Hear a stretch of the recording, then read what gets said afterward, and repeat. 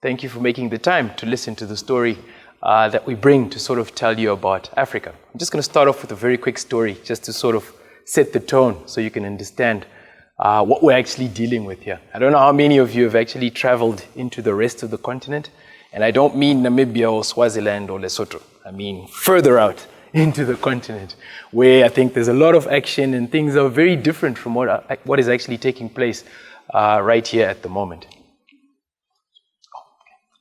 I'm sure you're all familiar with a company called the Bata Shoe Company. They've been around for very many years. Some of you, I'm sure, like me, grew up wearing those shoes.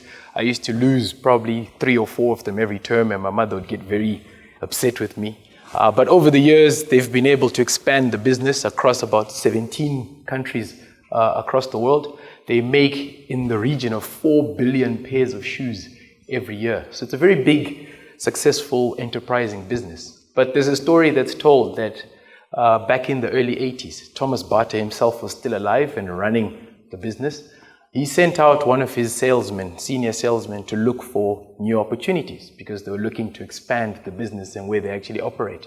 The salesman found himself packed onto a plane going off to Africa. And he was told, well, go and see what's there and tell me what we can actually do out there, if anything at all.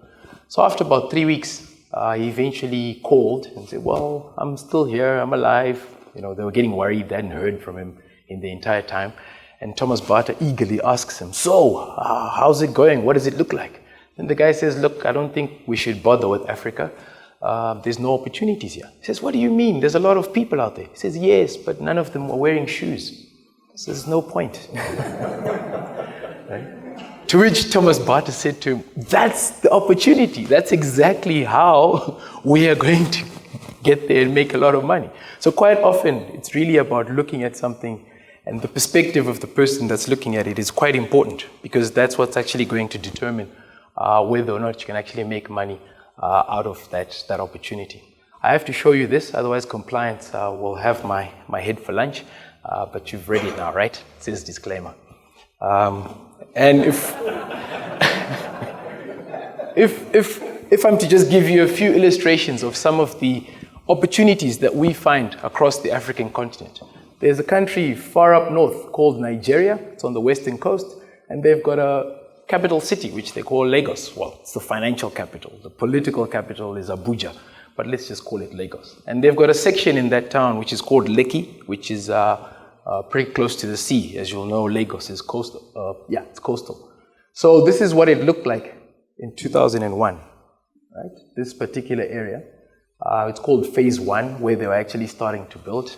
Now focus your eyes on any one part of that picture, and boom. That's what it looks like now, 10 years later. So you see the difference from that to that. And that's a lot of people moving out of the rural areas, coming into the urban areas, trying to find work, trying to find places where they can conduct business and earn a living and look after themselves. This sort of urbanization is taking place not only in Nigeria, but in many places across the African continent at a very fast rate. And what's happening is it's shaping the way in which commerce actually takes place in these particular areas. So you walk into Nigeria 5 years ago, 6 years ago, this is how a lot of the goods and services were actually provided. In traffic, on the street, on your way home.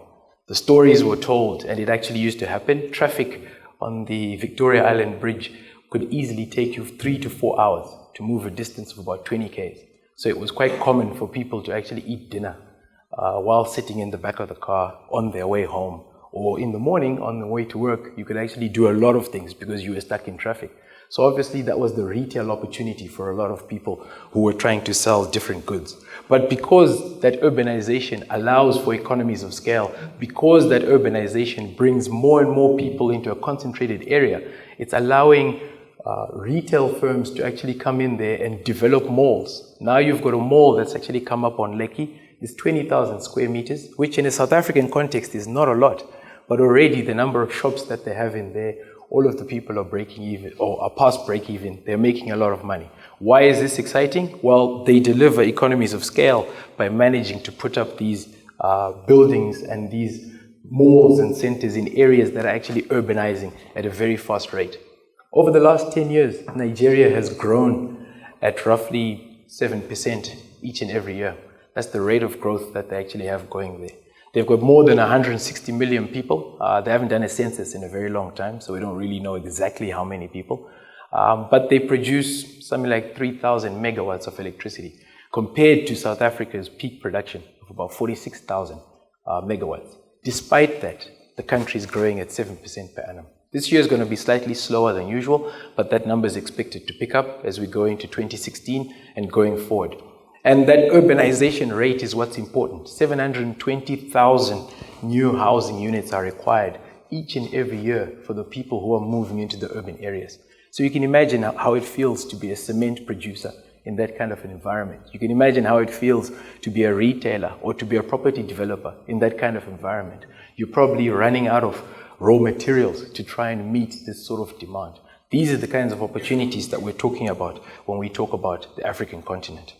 If I move to the other side of the continent, to the eastern side, if you look at a place called Uganda, over the last 5 years, they've been moving or improving the water supply that they actually have in the different cities, notably in Kampala, where now an extra 4 million people now have access to clean running water, which on the face of it, you think, well, of course, that has to happen. But that's a lot that's going into the construction of those water plants and in also running those water plants. And that's where we find a lot of opportunity. But also it means that more and more people can be healthier, which means that their contribution to economic growth can actually be positive and they're not actually a drain for the medical services that they actually need.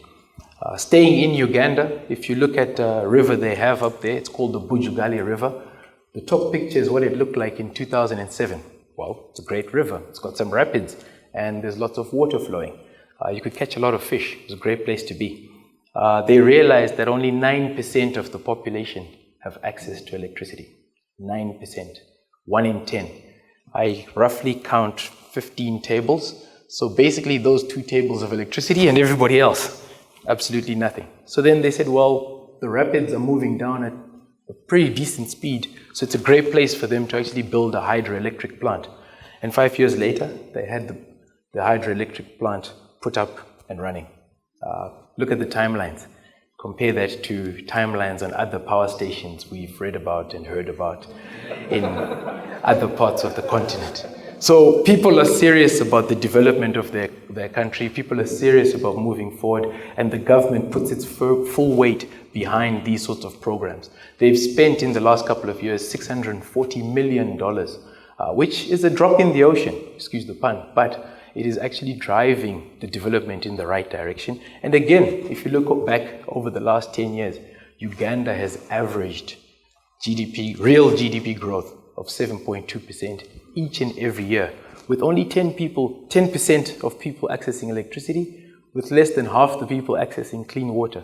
They still manage growth of 10%. So you can imagine what these little changes that they're making are going to do for economic growth. And economic growth is important because that is the base off which corporates are going to make their earnings or are making their earnings in those particular areas. So we find a lot of opportunity coming through in areas like these, in countries like these, and that is something that we try and take advantage of in the portfolio that we run. We focus specifically on listed equity across the different markets on the continent. So you'll see there the different countries that actually have active stock markets across the African continent.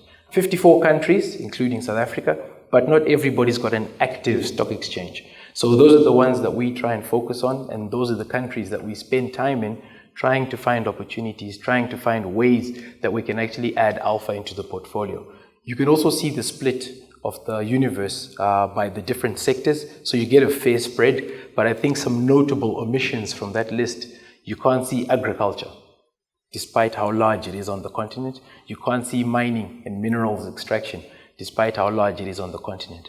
Two reasons for that. A lot of the times, the businesses that do that are not listed, or in the case of the mining companies, they're actually listed elsewhere.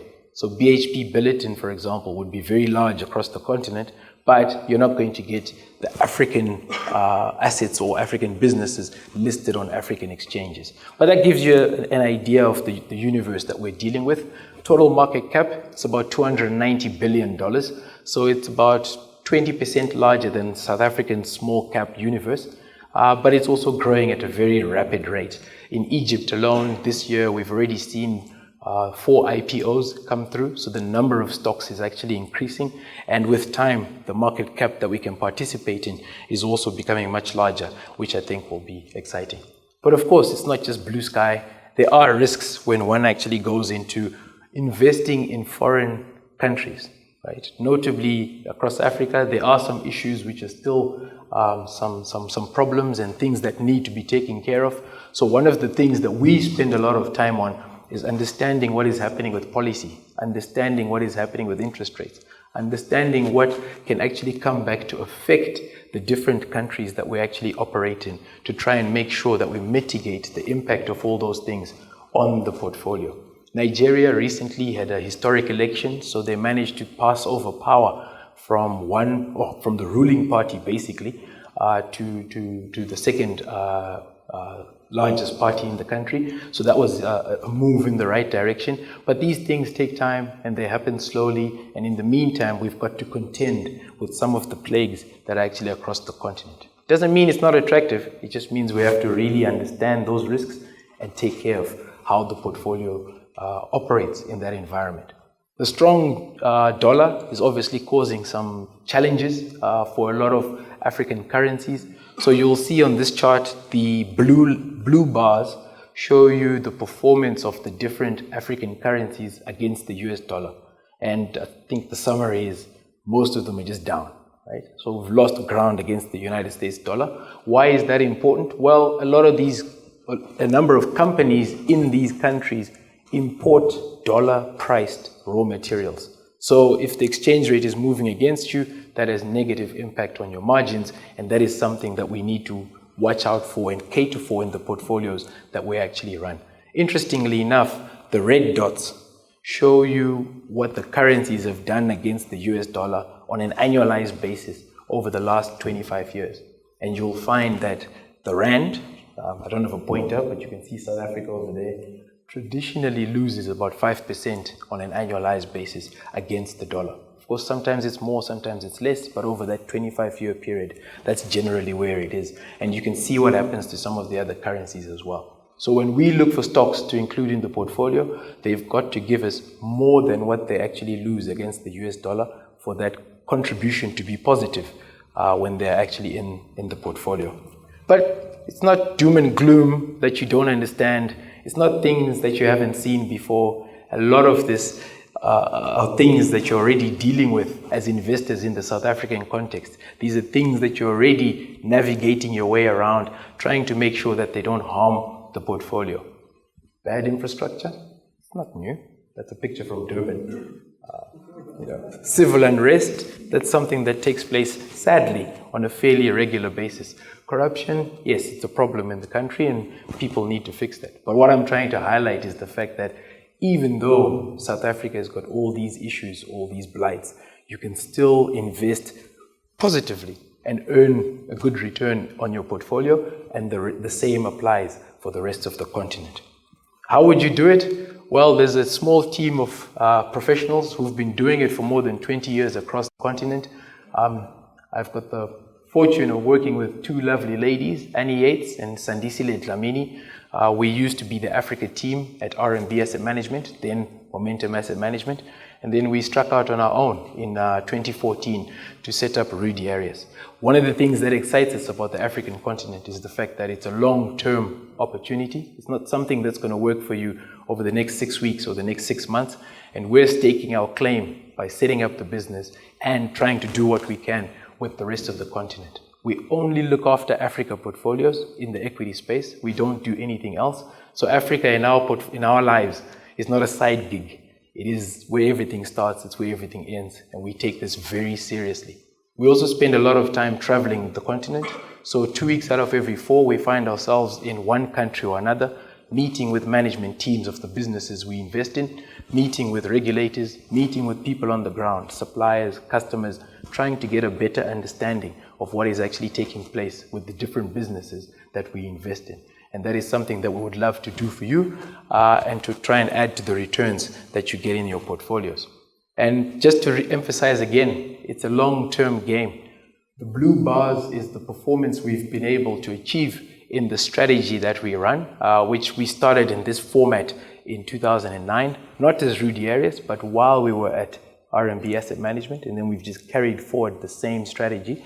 And the gray bar is the Africa Index, and you can see there on an annualized basis, notably in the longer sections, 5 years and 6 years, you actually get some very healthy returns coming from the African continent, and we believe that there's a lot more where that came from, and we're trying to get that in the portfolio that we run. And also on a risk-adjusted basis, you'll find Africa remains particularly attractive. So here I'm showing annualized return up the side, and I'm showing annualized volatility along the bottom, which is the proxy for risk, right? So the further right it is, the worse it is, because it's very risky. And the higher up it is, the more attractive it is, because it's earning you a lot on an annualized basis. I've put in quite a number of markets, but I've highlighted the two which are most relevant, Africa and South Africa. So South Africa, you can see the annualized return coming through just shy of 20% there. And also the annualized volatility in that region. Africa would have given you much more return. And I've done these numbers over the last 5 years in rands, so you can actually see what it would have done for you as a rand investor. It's not something you throw the kitchen sink at, but I think it's a very healthy contribution to the portfolio that you actually have. The correlation between Africa and South Africa during that time was only 21%, meaning that it adds a lot of diversification benefit to your portfolio, and I think it's something that will actually grow quite well for you over time. So myself personally and the business, Rudiarius, we find ourselves passionately Africa. Thank you very much.